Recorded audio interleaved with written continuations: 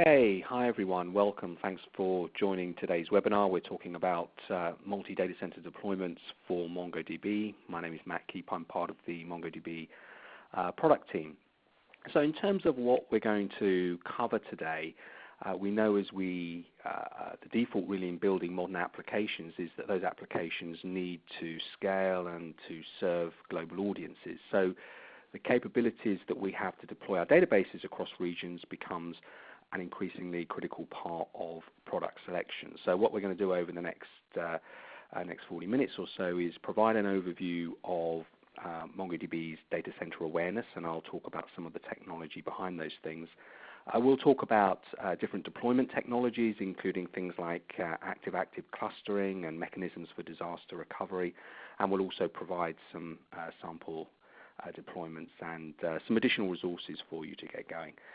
So we presented this session a few times through webinars and at conferences, and it's generally a pretty interactive session. So if you have questions, we have through the webinar tool a question and answer box. So if you type your questions in there, we'll deal with them as we go through, and we'll also summarize those questions at the end of the session.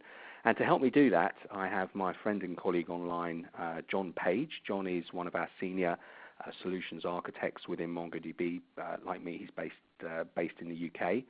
And he's worked on a lot of demanding projects for MongoDB over his time in the company, and multi-data center deployment is a big part of that. So he has some, between us we have some very real experience. John has a lot of very practical implementation experience of scaling MongoDB across data centers. So if you have questions about the content as we're going through, please don't hesitate to ask those questions, and we will do our very best to answer them.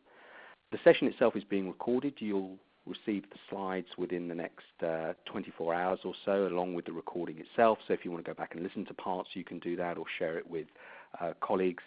What I would say is that after the webinar actually ends, there is a survey at the very, very end, which we would really kind of value your feedback on. The reason is that enables us to continue to enhance what we're doing and hopefully deliver instruction and content to you that's useful going forward. So with that, we'll get started. And firstly, why consider multi-data center as a deployment pattern? And there are three principal reasons behind that. The first reason, and the reason that kind of initiated a lot of drive for multi-data center deployments, is around maintaining availability, whether you're running on a public cloud or on-prem. You need to know that your service can survive in the event of some sort of regional disaster, whether that's a fire, a flood, a hurricane, some sort of major power outage, whatever it may be. Clearly, if you're running in one data center, you have no resilience to those kind of regional failures.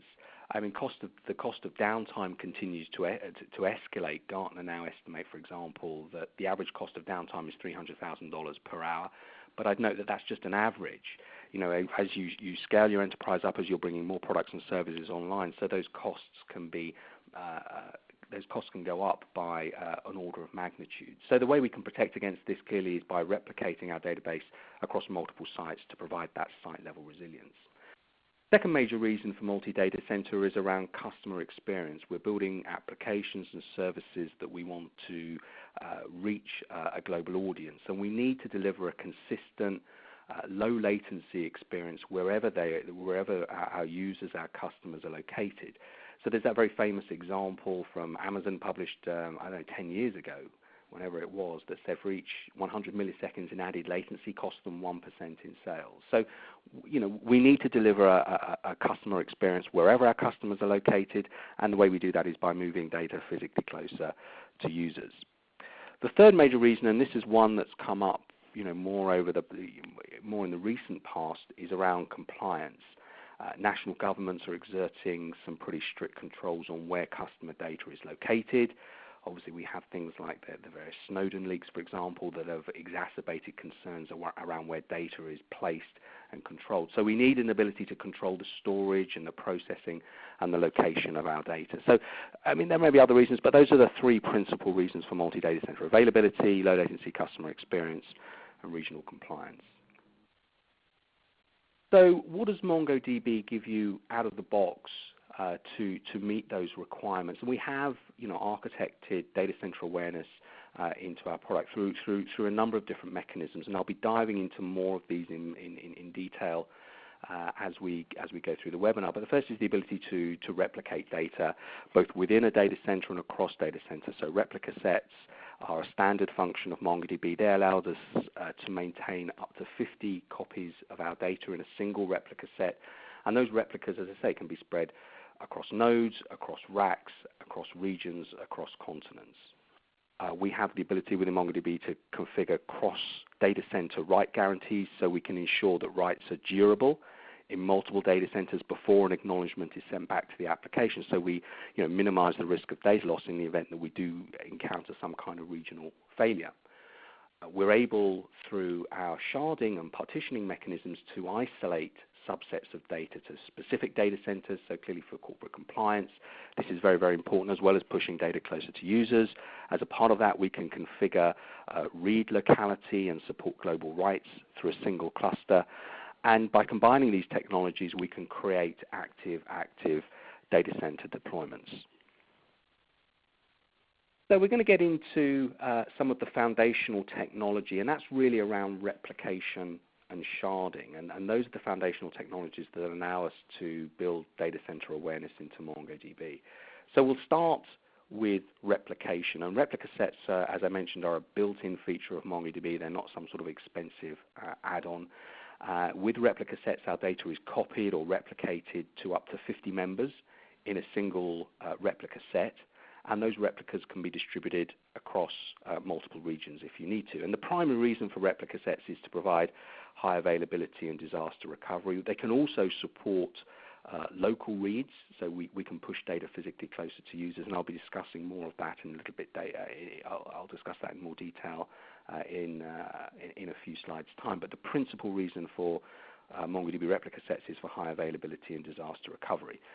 The replica sets themselves are self-healing, so if a primary fails, a secondary can automatically be elected without any kind of operator intervention. That process of election is fully configurable. So for example, we can specify the preferred secondaries that we want to take over the role of primary in the event of a failure. And we can configure that based on their location. So if you have your replica sets distributed across multiple data centers, you don't want in your active data center, for example, if a primary node fails there, you don't want a secondary node that's in a remote data center to be inadvertently promoted to primary. So we can give replica sets maybe in remote locations a lower level of priority, so they're only elected in the event that all of the other members of the replica set in a primary data center have gone away. Maybe there has been some sort of regional outage, and so it's only in that event that those remote secondaries would ever be promoted. So you have a very fine-grained level of controlling election priority. There are a lot of other useful features within replica sets. We can use replica sets to separate operational from analytical workloads, so we can direct our live application traffic at primary nodes, and then perhaps long-running queries can be routed specifically to secondary members of the replica set. So we can kind of isolate those operational from analytical queries. We can configure nodes within our replica set as hidden nodes, so they're never accessed by operational applications.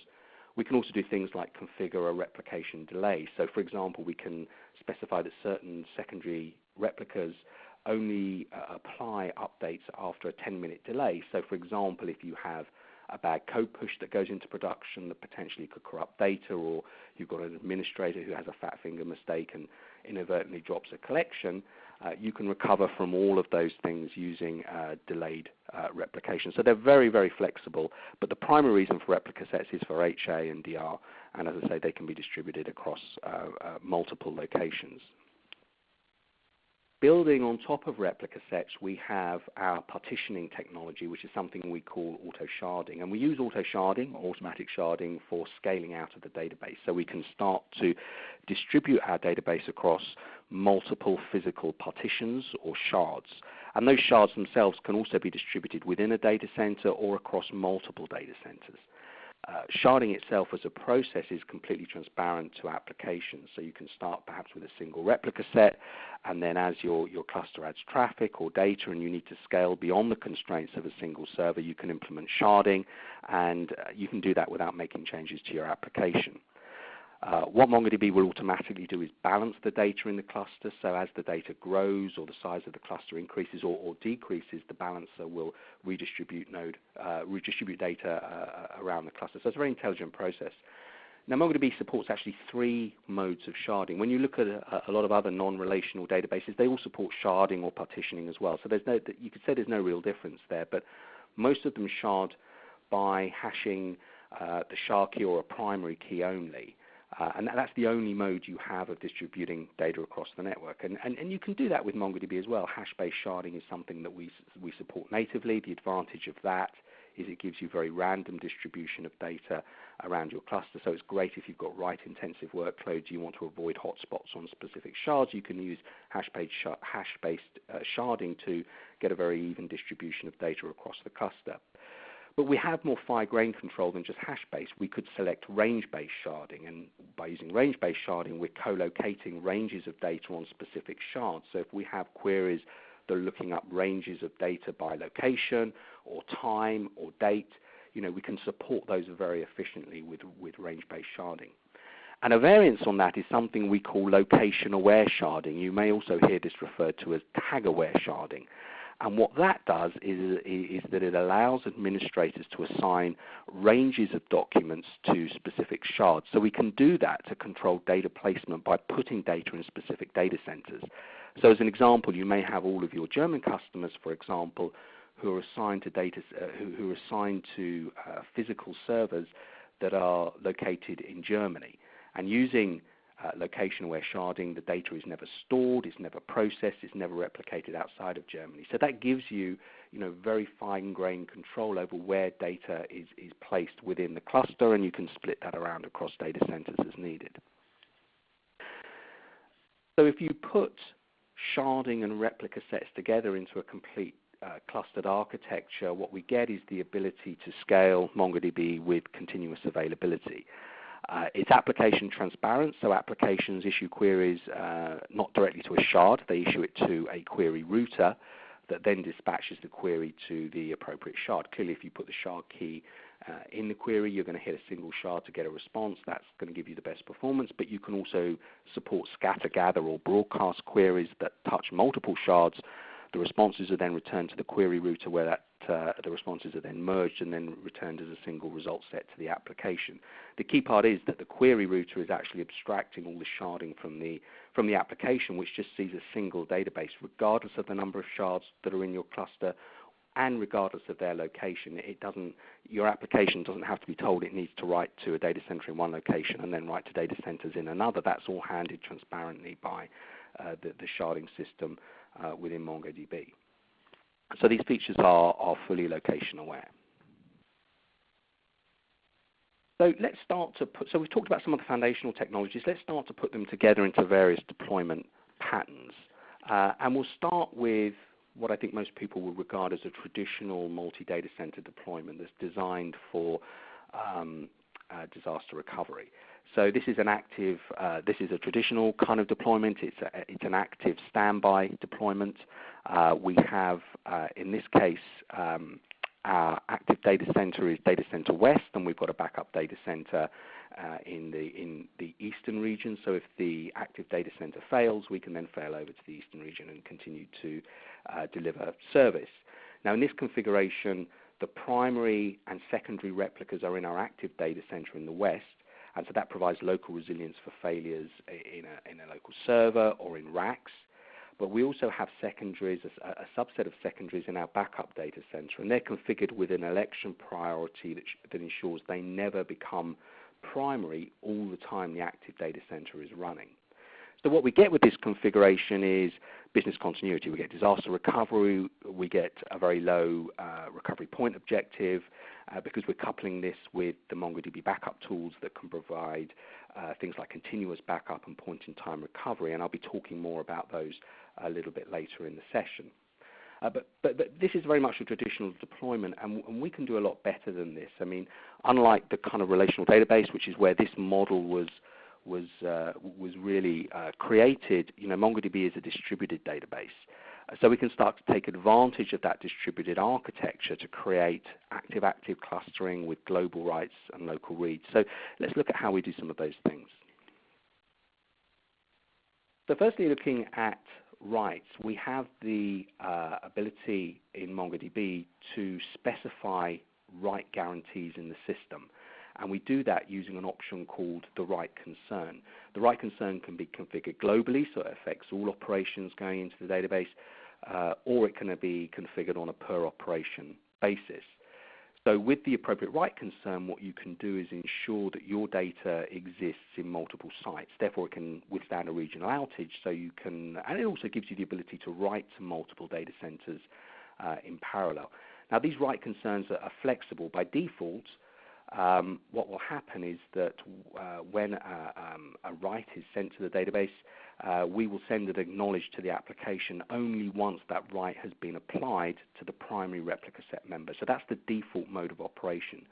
But we can extend that. So we could, for example, configure it so that we only acknowledge the write back to the application once that operation has applied to the primary and to a configurable number of replicas. So we can say we want to make sure that that write is durable on the primary and at least one replica, or a majority of replicas, or all replicas. And clearly, if those replicas are distributed across data centers, this gives us the ability to ensure durability across those regions. And we can make that policy a little bit more rigorous. So we can, for example, say that we want to configure our acknowledgement when at least two replica set members in one data center and at least one replica in a second data center have applied that operation, and only then will an acknowledgement be sent to the application. So that type of control really assures durability across locations, and it eliminates the risk of data loss if a data center fails.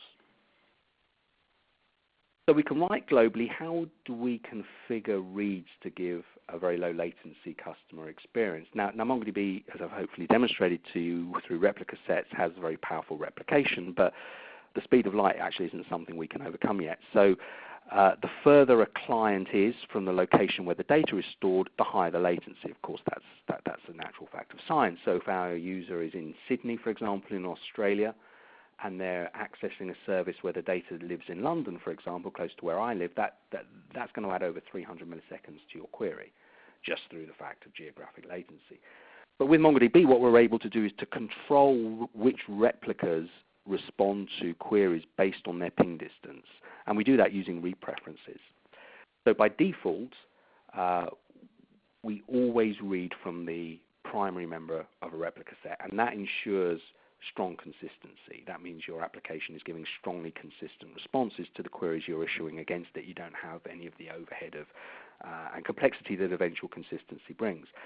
But you can elect to read from secondaries as well. So for example, if you configure a read preference of primary preferred, it will automatically read all, route all read queries to the primary. But if that primary is unavailable, so for example, it's encountered some sort of outage, it will then drop an access before a new primary is elected in its place. It will, in the meantime, route the read query to a secondary, so we can continue to service reads in whatever failure scenario that you're up against. We also can go a little bit further, so we can select something called the nearest read preference. And what that does, it allows us to read from the lowest latency member of a replica set based on its ping time rather than always reading from the primary. So this way our user in Australia, for example, assuming we have a data center there or somewhere else within the Asia Pacific region, would actually read from there rather than always going back to London or to the US.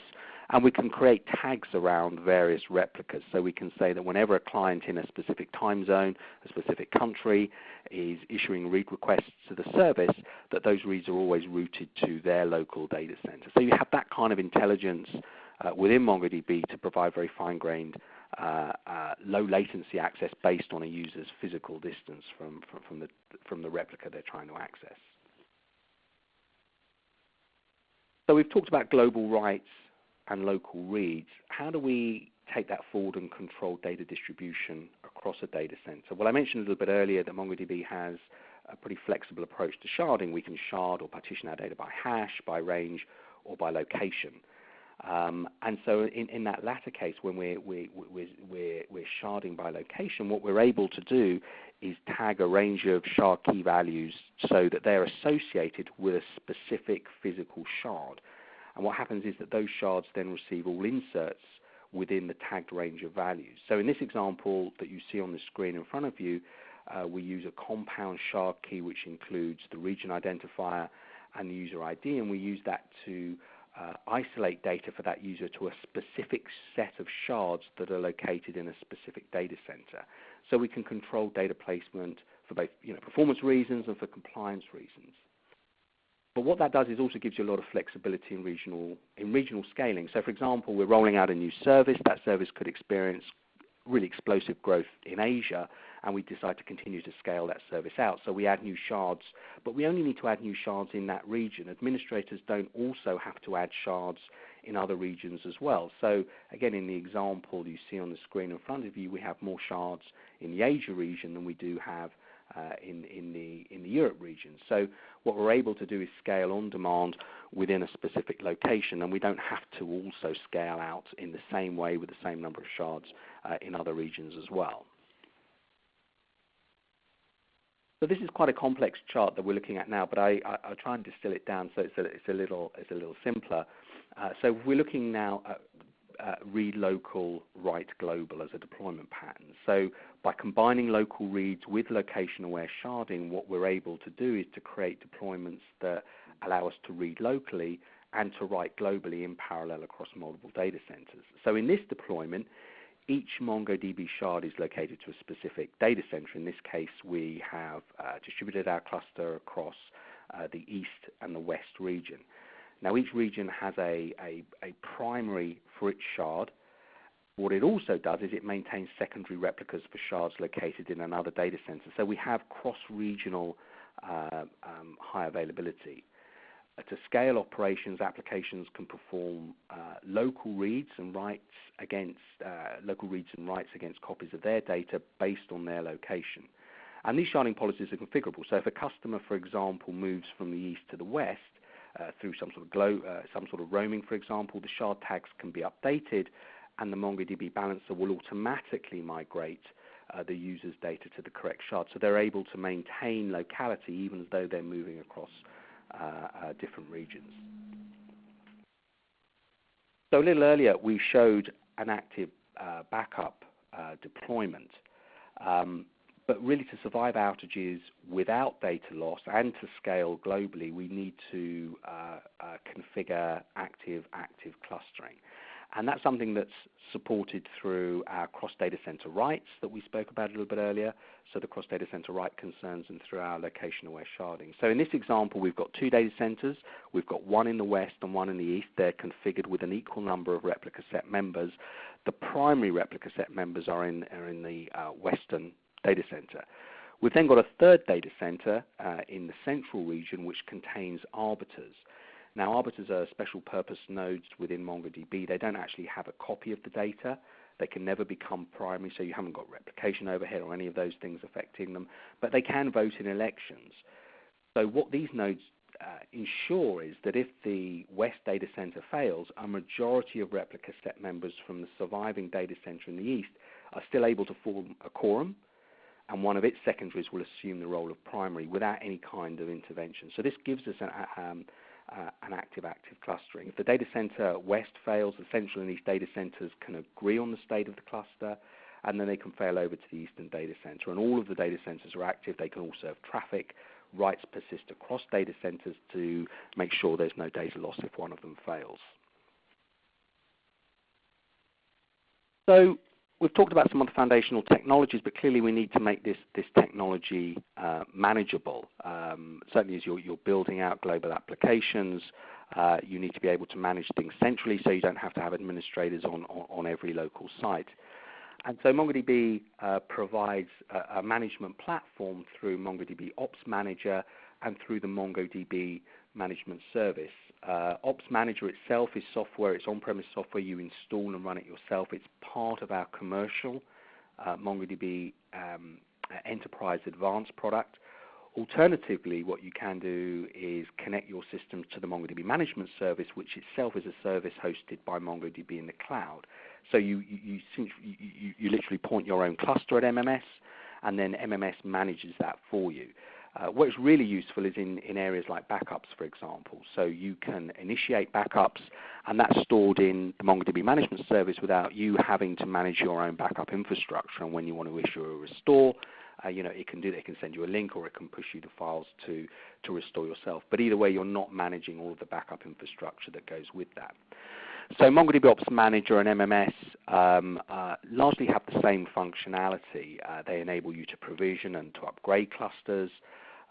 You can do that with just a few clicks from our management console, or you can do it with a RESTful API call. So we integrate with, through that RESTful API, a whole bunch of management frameworks, for example.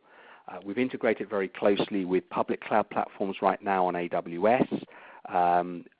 The AWS whole provisioning, spinning up of VMs is integrated into MMS, so as you're provisioning new clusters, you can actually select your AMIs, you can select the regions for deployment, and it will go and spin those instances up for you, so you don't have to provision those separately. So it makes cross-region automated deployments and upgrades something that's very, very simple to do. In addition, Ops Manager and MMS are providing you with real-time monitoring and alerts, so you can be alerted automatically if your hosts are failing. You can monitor things like replication and status of replication, specifically any lag between your primaries and your secondaries, and you can configure alerts against those things. So you can, for example, configure it to send an SMS message. You can configure it to send an email. You can integrate it with things like HipChat or PagerDuty, so it's fully integrated into your operational tooling, and it will tell you, for example, if replication lag between one data center and another is exceeding the thresholds that you've configured. So you can go off and figure out what the issue is. Also included with Ops Manager and MMS is a set of backup and restore tooling. So this is the only backup tool that provides things like point-in-time backups and consistent snapshots of sharded clusters. And so you manage those backups yourself through Ops Manager, or with MMS, the MongoDB management service, we manage them for you. So I mentioned you can control all of this functionality through a self-service portal, or you can integrate it with your existing management frameworks via the RESTful API that comes with these tools. How Ops Manager and MMS helps you? Well, it's fully automated, it enforces best practices, helps you to meet your SLAs, it cuts management overhead, and it allows you to scale online very, very easily within a data center or across multiple data centers. So I want to talk about a few examples, real-world examples from some large-scale MongoDB users and customers, and there are many, many customers who are deploying MongoDB on a global basis. I've just chosen 5 here. If we look at eBay used MongoDB to manage the metadata for every image that's on eBay properties around the world. So, it's clearly, having images on a product catalog is clearly very important, and so it's really a mission-critical service.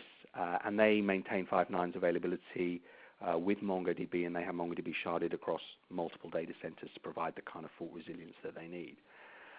McAfee are another large user of MongoDB. They've built their global threat intelligence platform on MongoDB, so that's able to monitor traffic from sensors around the internet and around their various customers.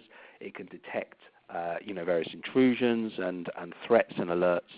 And then when McAfee, so they're doing that analysis in MongoDB in real time, what they're also able to do is they build updated packages that will protect their customers against these threats. They then use MongoDB and our location-aware sharding to be able to push those updates down to their local customers. So it almost acts like an integrated database and CDN within a single platform.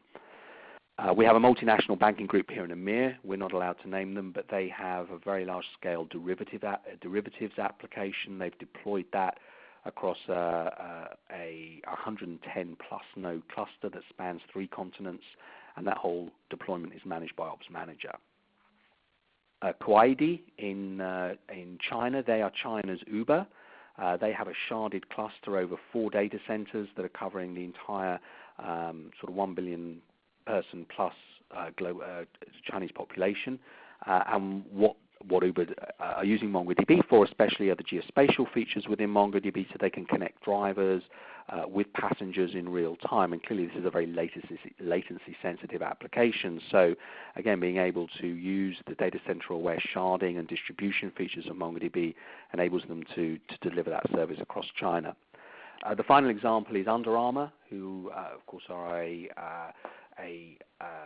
clothes and sporting apparel manufacturer. They have, initially were US-based. They built out their database on Microsoft SQL Server. They've now moved that to MongoDB. One of the primary reasons for that was that they were embarking on global expansion, and they needed to be able to scale that product catalog across continents. And so, again, MongoDB was absolutely instrumental to them in being able to, meet that objective of world domination for them at least. So areas where we can help, these and a number of other customers that I've spoken about are using a range of products and services from MongoDB. So we have MongoDB Enterprise Advanced, which is our package of advanced software. It includes Ops Manager, which I spoke about a little bit earlier. It includes very advanced security integrations, so it gives you things like LDAP integration, Kerberos, public certificate integration. It includes encryption. It includes auditing. MongoDB Enterprise Advanced also includes global 24/7 1-hour response proactive support and a range of software certifications. So this is kind of our top line commercial product offering. We also offer the MongoDB Management Service, which is a cloud-managed version of MongoDB. It handles automation and backups with all of the management infrastructure run by us rather than your own administrations team. We have various production and development support packages to help you get up and running quickly. We have specific consulting services. We have two fixed price offerings, a production readiness service and an ops mastery service that are very relevant for global deployments. So they can come in and assess your deployment and make recommendations based on best practices. And of course, we also have the MongoDB training, both class-based training as well as online training for developers and DBAs. So there's a lot more information online. There is one asset that I want to point you to specifically, and that's the MongoDB multi-data center deployments white paper. So that's something that gives more detail about all of the areas that I've covered in this webinar. Of course, we've covered a lot of ground in a fairly short space of time, but if you want more detail, there's the multi-data center deployments white paper, which you can download. Gives you more detail, provides links to even more detail in our online documentation. So it has everything you need really to understand the capabilities of MongoDB and what you need to get started. So that pretty much wraps up the prepared content. What I'm going to do, I saw some questions coming in. I know John was busy answering those over the course of the webinar. So what I'm going to do is certainly invite you to ask more questions if you want to do that. Hopefully it's inspired questions among a number of you. So I just want to look through some of these.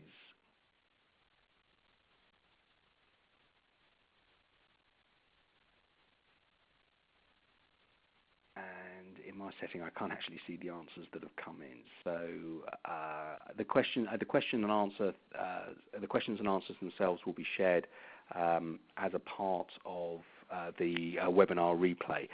In my screen view, I actually don't get to see the answers and the discussion that's happened there. But you will be able to pull those back as part of the replay. So if you have questions, please continue to ask them. What I would say as well, just as a reminder, we do have a survey at the very end of this session. We'd love you to stay on and complete that survey. The feedback that you provide enables us to continue to improve the webinars that we bring to you and content that we bring to you. So we would certainly be interested if you would take the time to complete that survey, which will pop up in just a moment. So with that, I'm just looking at some other questions coming in.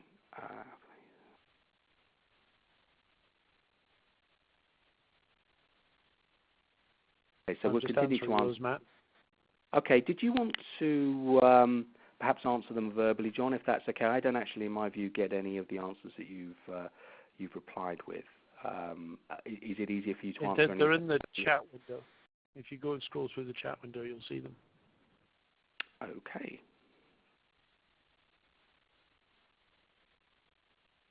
Okay, so while you're busy answering those, I can go through some of these additional question and answers now that I...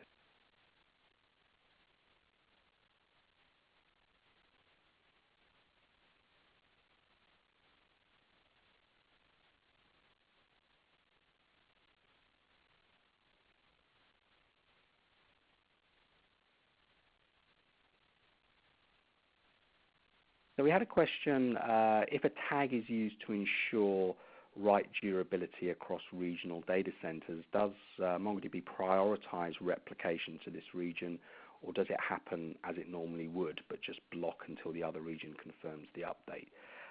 The response for that is that replication is driven by the far end. It's pulled and not pushed. It will block until the requirements of the write concern are met by pulls from the secondaries.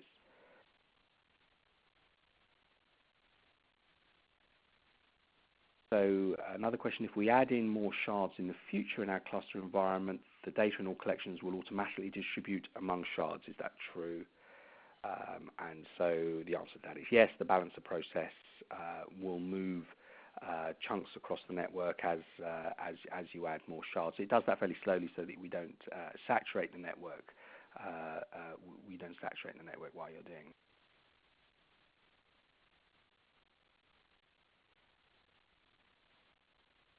Okay, I think with that we will wrap up. Thank you very much for joining us. As I say, the full question and answers are available and will be available through the replay. Thank you very much for joining us. I hope you found that session useful and informative, and please do dig into the additional resources, and please do hang around for the survey right at the end. But thanks very much for coming, and I hope to see you on a future webinar.